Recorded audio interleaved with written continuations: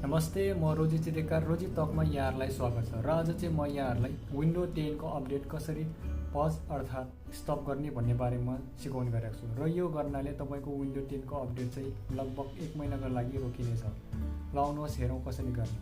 पहिला सुरु तपाईँ यहाँनिर तपाईको स्टार्ट बटनमा जानुहोस्। स्टार्ट बटनमा जानुभएपछि यहाँनिर पावरको बटनमा जानुहोस्। पावरको बटनमा जानुभएपछि तपाईले यहाँनिर देख्नुहुन्छ अपडेट एन्ड रिस्टार्ट भनेर देखिरहेको छ। अब यसलाई चाहिँ कसरी हटाउने भन्दा तपाईँ यसलाई हटाउनको लागि यहाँनिर सर्च आइकनमा आउनुहोस् र यहाँनिर सर्भिस भनेर टाइप गर्नुहोस्। यहाँ माथि सर्भिस एपमा जानुहोस्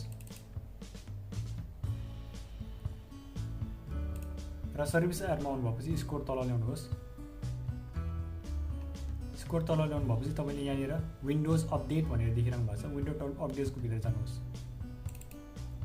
विन्डो अपडेटको भित्र जानुभएपछि स्टार्ट अप टाइपमा यहाँनिर तल ल्याएर यसलाई डिसेबल भन्नेमा सेलेक्ट गर्नुहोस्। डिसेबल भन्नेमा सेलेक्ट गर्नुभएपछि यहाँनिर स्टप गर्नुहोस्।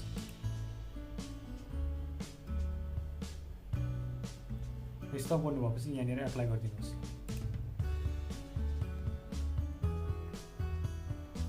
त्यसपछि यहाँनिर क्लोज गरिदिनुहोस्। त्यसपछि यसलाई यो पेजलाई क्लोज गरिदिनुहोस्। र यहाँनिर फेरि यो डेस्कटपमा आउनु भएपछि यहाँनिर सर्च आइकनमा जानुहोस् र सेटिङ भन्नेमा जानुहोस्। यहाँ सेटिङ एप्समा जानुहोस्। सेटिङ विन्डो सेटिङमा आउनु भएपछि यहाँनिर अपडेट र सिक्युरिटी भनेर लेख्नु भएको छ, यसमा जानुहोस्। यो पेजमा आउनु भएपछि तपाईँले यहाँ माथि लेख्नु भएको छ विन्डो अपडेट्स भनेर लेखिरहेको छ। यहाँनिर विन्डो अपडेट्स भन्ने पेजमा चाहिँ यहाँनिर एडभान्स अप्सनमा जानुहोस्। एडभान्स अप्सनमा जानुभएपछि तपाईँले यहाँनिर देख्नु भएको छ पज अपडेट्स भनेर लेखिरहेको छ। यो तपाईँले चाहिँ पज गर्नुभयो भने तपाईँको 35 डेजसम्म चाहिँ तपाईँको पज हुन्छ। यहाँनिर देखिरहेको छ। तपाईँले यदि यहाँनिर क्लिक गर्नुभयो भने अब 1 महिनासम्म तपाईँको यहाँनिर यो चाहिँ पज हुन्छ।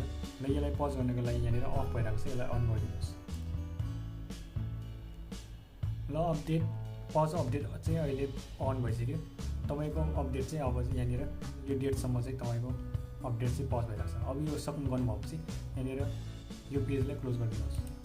र त्यसपछि फेरि आएर तपाईँले यहाँनिर स्टार्टमा जानुहोस् र पावर बटनमा जानुहोस्। त्यसपछि तपाईँले देख्न सक्नुहुन्छ तपाईँको अपडेट र रिस्टार्ट बटन चाहिँ तपाईँको गइसक्यो।